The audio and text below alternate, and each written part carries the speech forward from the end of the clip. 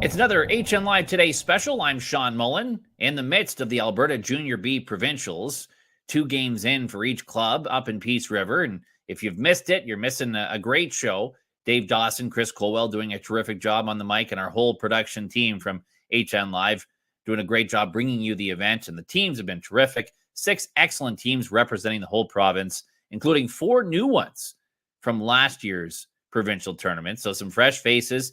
And one of the great stories so far, Crete, the Lumber Barons, a team with only 2 years of history now in Junior B hockey, a young, fast, exciting, skilled club. They're 2-0 so far in their first provincials. A 5-2 or 5-1 win today over the Okotoks Bisons, who were the provincial finalists last year. 3-time in a row Heritage Junior Hockey League champions. That is a real deal franchise. And the Crete in their first matchup, getting some great goaltending in the process, but handling them with a 5-1 score, a big 3-0 first period. They've got tons of offense. A 6-2 win yesterday against the Navigators in a matchup that has played out before in league play as well, and they pulled away in the third period in that one. But the Crete, a team to watch, certainly. And Chris Colwell saying in our preview show before the event, he wouldn't be surprised to see a Crete Wainwright final. Well, we'll see Crete and Wainwright tomorrow in a huge round-robin game between 2 2-0 teams. But let's get some more insight into the Lumber Barons. We're joined now by the general manager of the Crete Lumber Barons, Dennis Paul. And Dennis, a great start to you guys for the Alberta Junior B Provincials. How do you reflect on how the first 2 games have gone? Well, we're pretty happy with 2 wins in the bank already and 2 more to go. So, our goal was to come here and perform and compete with the best teams from the other leagues. And so far, we're bringing that level at least. And being so young in the process and the existence of our club, we're pretty happy to date. And getting a win off of Okotoks was a big test today. What have you seen in the 2 games from your club so far? Well, it's been a bit of a mixed bag. We seem to warm up against Peace River and finish the 3rd strong and get some finish around the net when needed. We really started strong against Okotoks as the game went in. Got 3 goals off the hop and built on that and kind of relied on our goaltender there on the last half of the game, but Andre's been big for us back there and was often overshadowed a bit by our front end and a lot of goals we've put up over the season. Well, a goalie is a part of a team, right? I mean, every coach will tell you that. So you're not going to win without them. So when they put in a big performance, then that's a part of any team's success. Exactly. But 11 goals in 2 games so far, including, as you mentioned, against a team as strong as Okotoks has been, last year's provincial finalist. Your offense is obviously very impressive. And how big is that a part of the identity of this hockey club? It's been a big part of the identity this year. We've got a real young team. There's 9 kids that could be playing U18 right now on that club. So. But they're very talented, and I think the speed and the tenacity and the expectations that Coach Knelson puts on them was his game, and he's bringing that to these kids and reinforcing that for a pressure forecheck and a compression pinch on the boards with a high F3. That's our recipe, and that's keeping it in their end longer than it's in our end is what we want to do. Well, and a lot of times in Junior B, your best players are your older players. 4 of your top 5 scorers are rookies. So that's pretty impressive. And what was the genesis of that in your mind? Well, Crete's a bit of a landlocked community way up north, and it's a bit of a commitment to leave there and go play somewhere in Grand Prairie or further south. So there's always been some talent pool there, often challenging tier 1, tier 2 provincials each year. And we've just been able to take it to the next level with Junior B. And I'll be honest, we got a Junior A coach on the bench there, and he's taken that talent. It's young, and he's channeled it into the IQ that's on the ice. And it's just, they're young, they're energetic, they push, they don't give up. and they can put the puck in the net if given the chance. A lot of east-west work in the offensive end gets the job done for those young guys, and they're just push away at the net. You mentioned this team hasn't been around very long, and were you part of the creation of the franchise? And sort of what was the genesis of the team, and why do you think you've been able to have success so quickly? It was kind of I moved up to the Crete a couple of years ago to work closer to Rainbow Lake and where my normal job is. And anyways, Mike Schellenberg approached me. He just said, we're trying to get a junior B club into this community. You want to help with this? And I said, sure. So I wrote the proposal, and Mike wrote the check, and we put it in, and we were accepted on a probationary year, and away we went. We had a lot of work in that first year to get going, but at the same time, they just finished building a brand new second arena to the old one. And we had a brand new arena. We had a brand new junior B program, and we had a pretty good hockey base to pick from. We had 3 midget teams in that area, and all 3 of them had gone to provincials that year. So we just took what we could locally and built from there. And it's homegrown for the most part.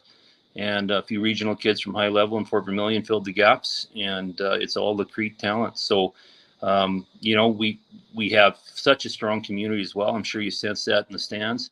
The support for this club has just elevated it to where all we have to worry about is play hockey and not worry about all the behind the scenes stuff of trying to make it run and operate with, it costs a lot of money, but the support is there. And it's huge. It's just, everything came together. I'm not sure it could be together any better than it has. It must be incredibly validating for what you guys have done to be at this stage already, and to do that in a league that, you had very good teams you had to go through. Like the Huskies are there every year. And so to find your way to provincials, to have the success you're having already, must be very validating as a franchise. It is. I'll be honest. It's, a lot of kids don't leave the area to go play hockey. We had a couple come back because of our program, like Eric Giesbrick and Jonah Cardinal, and a couple that could have left and done programs, AAA or academy out of town. But, with the junior B program coming into town, we can hold them back and develop them as 15, 16, 17-year-olds. And that's probably going to be the baseline of our team going forward is young. And, another add-on is Dion works for the Fort Vermilion School Division, running a hockey academy there. That's his full-time job. So the kids up in that area are getting a ton of good skill development in the minor level, of course, and then and it hopefully funnels up to us. And we fill the barn there. We max it out all the time and then some.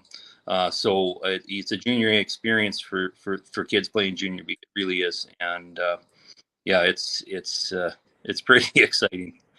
You mentioned, Dion Knelson, your coach. You called him a junior A coach. What is it about him that makes him a special coach and one that's had great success for you guys already? Well, his pedigree of hockey is you just got to YouTube and go after him. But Dion, he's the real deal. He went through the Build Better Hockey Alberta program, AAA, AJ, U.S. scholarship, European Pro, played in the Spangler Cup.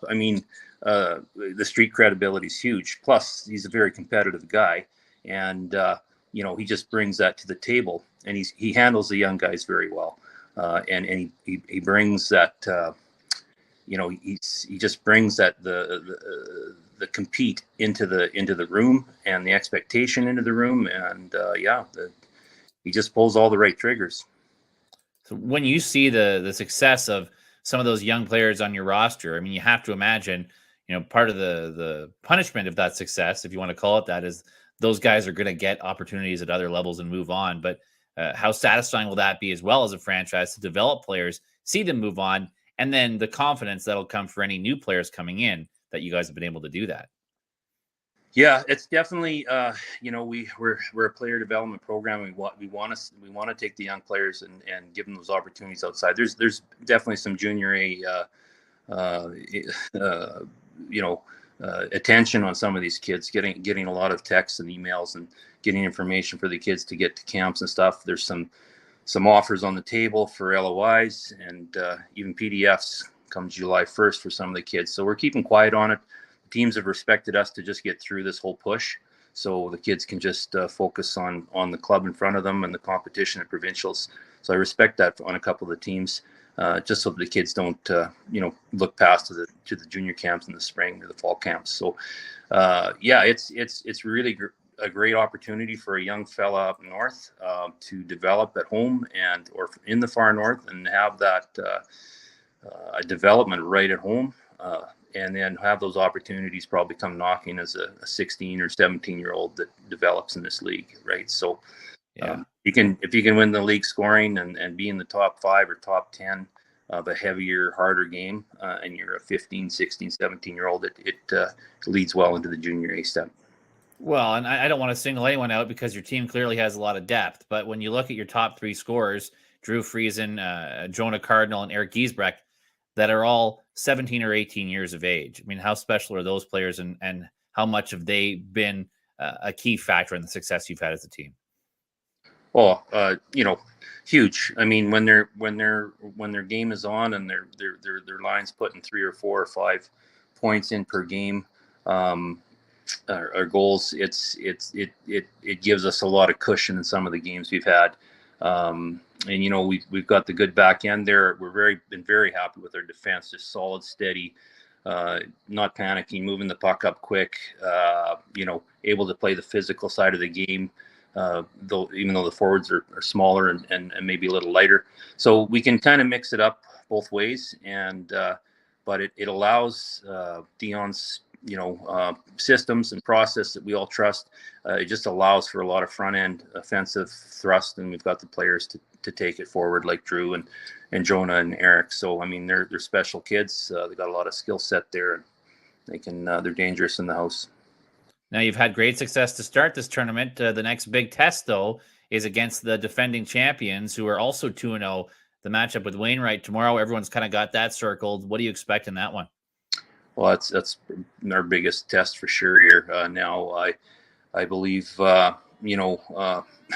team goes 3-0 and the other one goes 2-1, right? So huge game, a real pivot game. So we're hoping that our fitness and muscle memory will be a little stronger maybe than the defending champs. I mean, we play triple header weekends quite often due to our geography, and so game after game after game, we're used to some of that, and we hope that maybe that game fitness might help out on that game. But Wainwright's got some huge talent there, and they move the puck well, and they're tenacious, and we'll just see what happens. I'm just so excited to lace up against some of these teams and just see what happens. And at the end of 60 minutes, win or lose, it's just such an experience for us and such a gain for the young guys. How much fun has it been that it's a provincial? Your first provincial tournament is one that's in the north and allows for your fans to travel and your parents to travel and create the atmosphere you can create. Huge. It's still 3 or 4 hours.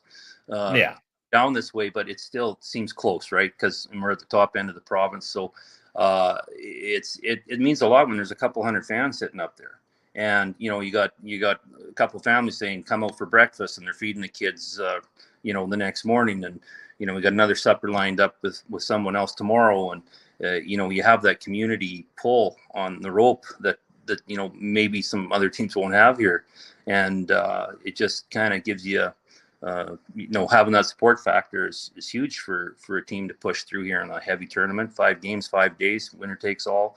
Having that support is huge. It's a great community for support in hockey. Dennis, thank you very much for taking some time tonight during what is, I know, a very busy week for you guys. Congrats on the success you've had so far, and best of luck not only against Wainwright tomorrow, but in the rest of the event. I appreciate that, and yeah, we're excited, and thank you for this opportunity. Well, thank you very much to Dennis for joining us. That was a great conversation and good insight into how this Crete Lumber Barons team has become a powerhouse in Alberta Junior B hockey in only 2 seasons of existence. So much young talent. 4 of their top 5 scorers are rookies. 17, 18-year-old guys leading the way. And a lot of times in Junior B hockey, you'll see it's the 19, 20, 21-year-olds. This is a young team, a skilled team, and one that's already shown they're going to be a fixture in Alberta Junior B hockey. And I would be very surprised if this is their first and only visit to provincials. I think we'll see a whole lot more of the Lumber Barons going forward. And they've been a lot of fun to watch, and I'm really looking forward to the matchup with Wainwright tomorrow. Of course, Wainwright 2-0 as well, a very solid victory for them over St. Albert today, a shutout 4-0 over the Merchants.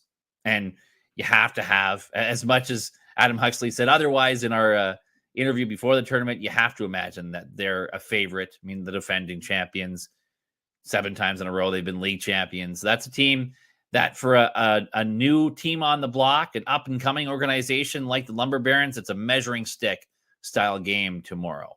And for other teams, I mean, it's, not quite do or die, but it's getting close to that kind of scenario for some of these groups going into the games tomorrow. I mean, when you're thinking for St. Albert, 0-2, they've got to win when they're going up against the Stampeders, who are also in a must-win situation. For the Navigators against the Bisons, that's a huge game for Okotoks to try and go 2-1 and put themselves in position to play into a medal spot when they do take on Wainwright at a rematch of last year's championship, which comes on Saturday. There's still so much to be decided, but a wonderful start to the tournament. The early stories of the tournament are Crete and Wainwright, and we'll see how the other teams respond to that on Friday and Saturday before we get our medal games. Again, all the action for the Alberta Junior B Provincials available on HNLive.ca during the game, and you can watch after and check out all our social media channels for highlights and comments from the game action as well. I'm Shawn Mullin. Thanks for joining us on a special edition midweek here of HN Live today, talking Alberta Junior B Provincials. Good night.